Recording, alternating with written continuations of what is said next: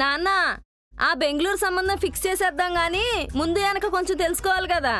ఎవరు చెప్పారు? అందుకే మీ అల్లుడు ఒక ఐడియా ఇచ్చాడు, కానీ కొంచెం ఖర్చు అవుద్ది. ఎంత? 1,50,000. ఏంటి అంత పెట్టాలా? ఆ ఆస్తులన్నీ కలిపితే 10 కోట్లు ఉంటాయి. అయితే పెట్టచ్చు.